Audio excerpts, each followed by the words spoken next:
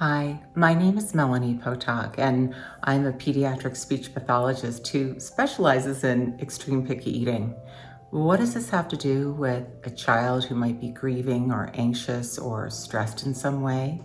Well, it's not unusual for any child to decide that the feelings that they're feeling actually have to do with food. Makes sense, right? Because food shows up breakfast, lunch, and dinner plus snacks. And if we're walking around with very anxious feelings, we're trying to figure out what is this about? And it's easy to decide it's about food.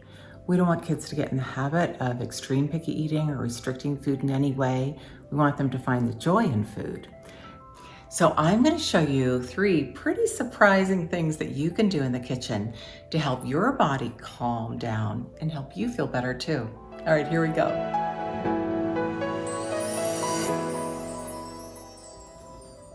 Okay, we're going to talk about that cooking connection in just a minute, but first there's 2 really important things that I want you to keep in mind. The first thing is your kids don't have to have the full-blown experience in the kitchen in order to have fun. If they just want to come in and help you gather the bowls and the equipment and the measuring cups or maybe a few things out of the refrigerator and then just sit on a stool and watch you cook, that's awesome. The other thing I want you to just consider too is that the recipes aren't always about the final product. They're not necessarily about taking a taste. They're not about ultimately eating. It's about connecting in the kitchen and frankly, just having fun together. The more you do that, eventually the kids will decide to take a taste. So give it some time and go slow. Most important thing is that you're having fun together. All right, let's explore the 3 ways that you can encourage your kids to create more of a cooking connection. Did you know that when you press down hard on something and you compress the joints in your arms, your legs, and your body, it actually helps you calm down? That's why it feels so good to go outside and run and play, and you always feel better afterwards. But when you're in the kitchen, you can help your body calm down by finding something that'll compress those joints. My favorite thing is a rolling pin. So if you're gonna make pizza dough or you're gonna roll out some cookies, press hard, press hard. Get your body to calm down through the pressure that you're applying to the rolling pin. You'll feel better really quick. Even squishing the dough between your fingers is gonna compress those joints and it just feels so good. You're gonna love it. All right, let's explore where the magic really happens, and that's with this cooking connection. I love that term because it really is about communication and bonding as a family. So here are 3 ways that you can encourage that with your child and your family. Okay, number 1. What I haven't told you yet is that I'm also a pediatric speech language pathologist, so I'm a communication specialist.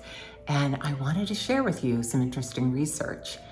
Did you know that babies and toddlers will actually develop language and speech sooner if we just be quiet? What do I mean by that? Well, that's called pause time or wait time. And we know that if we start the conversation with our toddler with a few simple words, and then we allow 3 or 4 seconds to go by before we expect them to respond, we're actually setting them up for success because it gives them time to process our message and respond accordingly. It may not always be with a word, it might be with a gesture or a giggle, but it'll be a response in some way. And that's where that reciprocity, that back and forth communication happens. Well, the same is true for older kids too, especially when you're in the kitchen together. So when you're in the kitchen and you're cooking together, you're washing the beets or scrubbing on the carrots, whatever it happens to be, you might try commenting or asking a question and then quietly counting to at least 4 in your head. Give your child a chance to respond. That's where the communication starts. Number 2, let's talk about the difference between comments and questions. It's not that questions are a bad thing. Try to keep them open-ended so you don't just get a yes or a no or a shrug. But what really elicits connection and communication are comments. So for example, if I were chopping a carrot with some child-safe knives and I had a kiddo next to me, instead of saying, "Do you want to chop?" they might say, "Yeah," or "No," or "Mm-mm." Instead, I'm going to comment about what I am doing and maybe hand them one of the child-safe knives. So for example, I might say something silly like, "Oh, these carrots are loud. They sound like a T-Rex stomping through the jungle. Chomp, chomp, chomp." At the very least, you're gonna get a giggle. You might even get a dinosaur roar back, but it's definitely a fun response. And that's gonna keep everything light. And it's also gonna help the kids to understand that the kitchen is a safe place to express your emotions, to be yourself, and to feel good.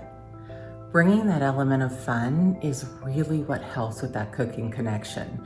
So I want you to think outside the box a little bit. Definitely get some child-safe knives. They're available online. Take a look at some fun bowls and some fun measuring cups, etc. But be creative. So you might consider putting little tiny tasting spoons, you know, the kind you get at an ice cream shop, at everybody's plate tonight. Let's see if everybody can eat with tiny spoons. What about adding a cupcake topper to the Brussels sprouts right after they get out of the oven?